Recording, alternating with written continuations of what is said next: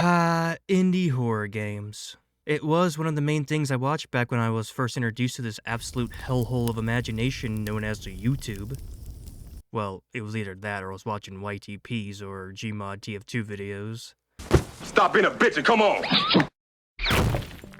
Man, I wasted so many hours, pretty much my entire life watching these borderline walking simulators with 5,000 jump scares galore, and they were usually played by the one and only Markiplier. I remembered the very first video I saw of him, that being Slenderman, the 9 pages, and I got immediately hooked from both his personality and from what game he was playing. Of course, most of those games he played were shit, but hey, there were a few diamonds in the rough, but still, it is to keep in mind that most of these devs didn't have the proper resources, as most of them were made with the shitty version of Unity, or FPS Creator. While these games are primitive and their graphics make your eyes bleed, I think they do add to the charm. And there are 2 games from this period I am the most nostalgic for, the ones that I remember the most. So sit back, relax, contemplate your life choices wondering what went so bad to cause this predicament that you're currently in. Because I'm about to play 2 games. Yes, only 2, as there was going to be free, but unfortunately Bunnyman the Lost Soul's website got taken down, and there's no way to play it anymore. So RIP Bunnyman, may you join Eerie in the clouds of the forgotten indie horror gems. So the first game in our 2-part adventure will be Candles.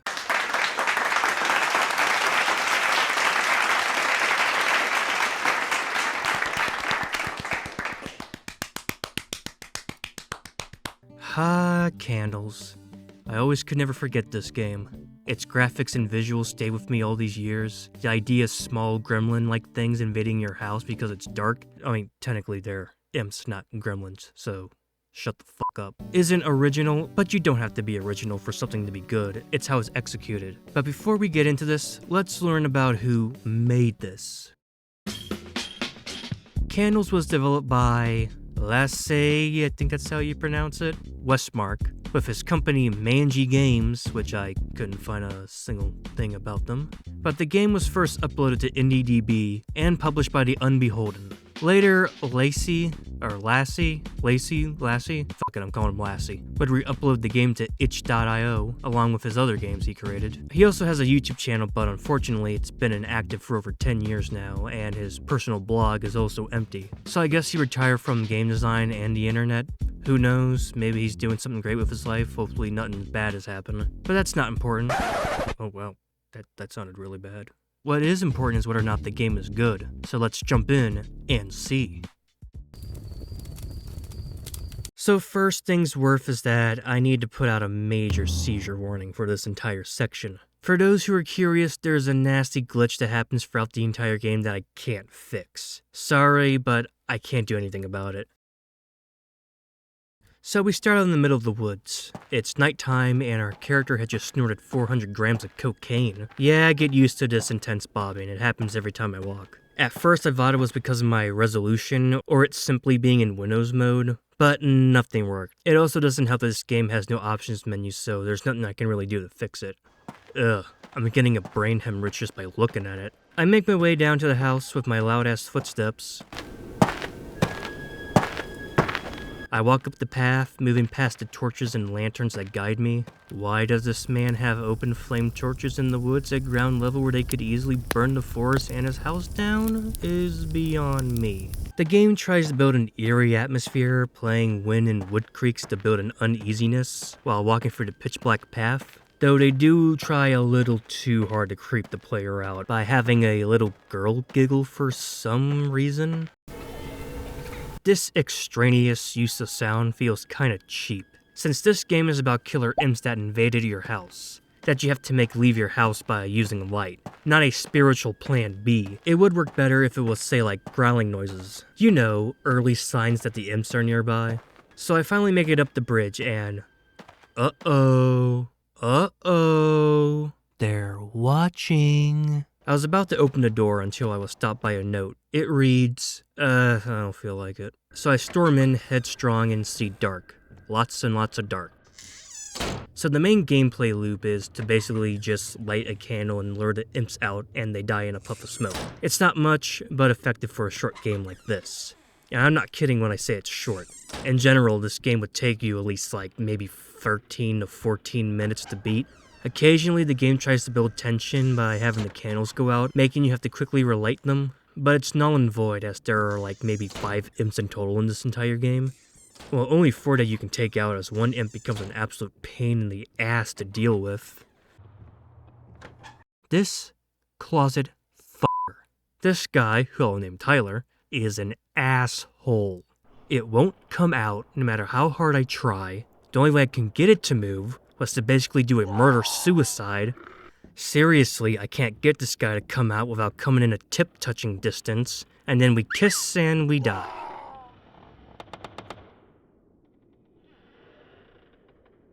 So I just said fuck it and went elsewhere. That closet fuck pretty much killed the entire suspense for me, which sucks because this game, especially when you're in the dark, is oozing with atmosphere.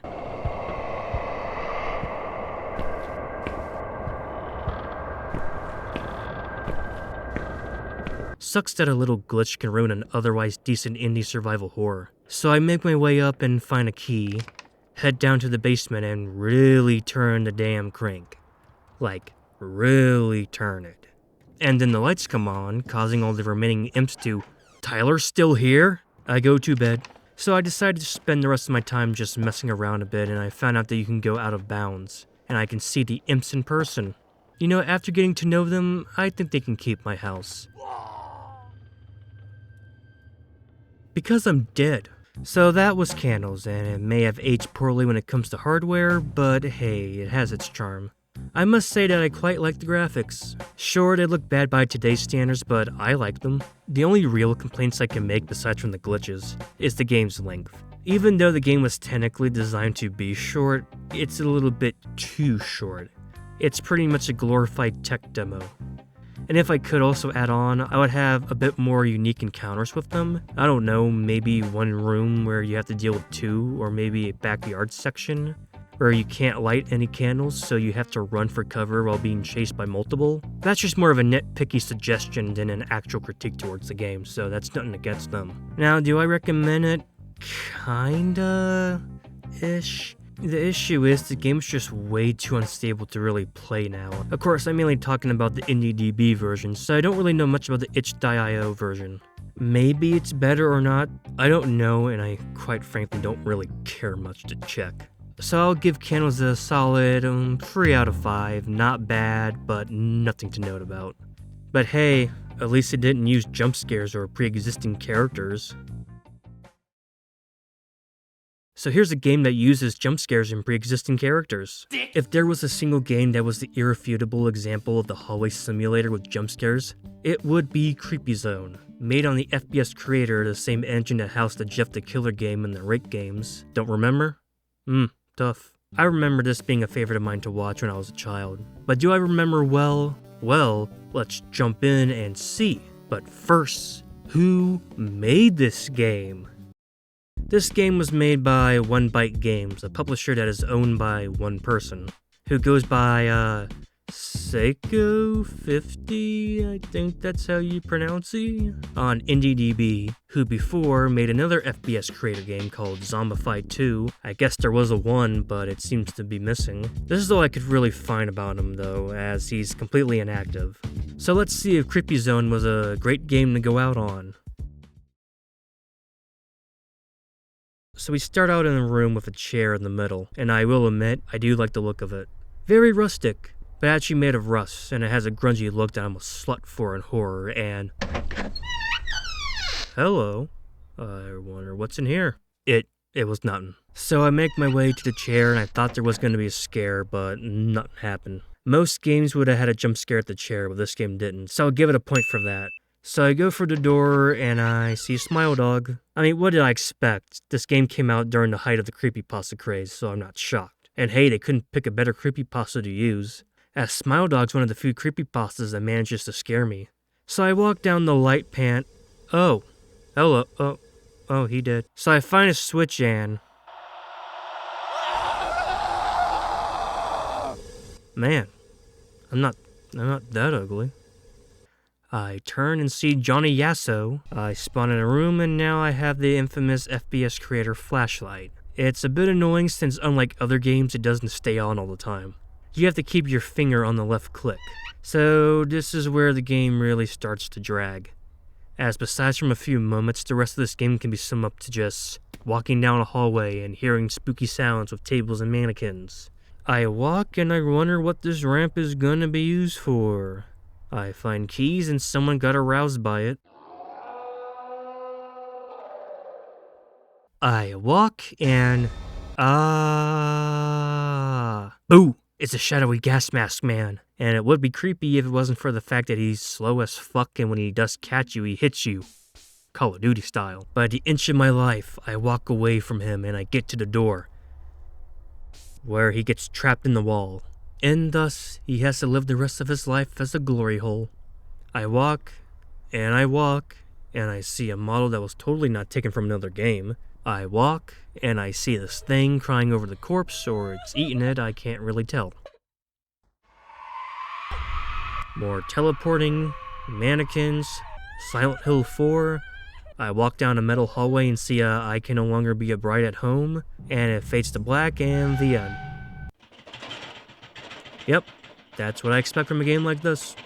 It's pretty much just throw a bunch of creepy shit at the wall and none of it sticks. The gameplay loop is literally just walk to the end of the hall and then a scare with little to no variant besides from walking over ramps. I'll give it credit where credit is due, it does have some eerie atmosphere and I do like the way it looks, but besides from that it's just extremely boring. I only recommend it if you're bored and want to waste 10 minutes. So in the end, I'll give it a 2 out of 5. But hey, at least it's not evil. So that was 2 nostalgic indie horror games that I remember from my childhood. One was alright and the other was mediocre. And overall they age horribly by today's standards when it comes to gameplay and presentation, but hey, they still hold a special charm to them. But these are just a small fraction of what was around at the time, and there definitely were some high quality ones like One Late Night. It's just that these 2 Pacific titles are the ones that I remember the most. I don't know why, I just do. Will I ever play them again? Hell no. One, they barely even work, and the other will bore you half to death. But hey, at least they're better than evil, and that would be my new standard. If a game's bad, hopefully it's not as bad as evil. That will be the new judging system of this channel. At least it's not evil. I can never escape evil.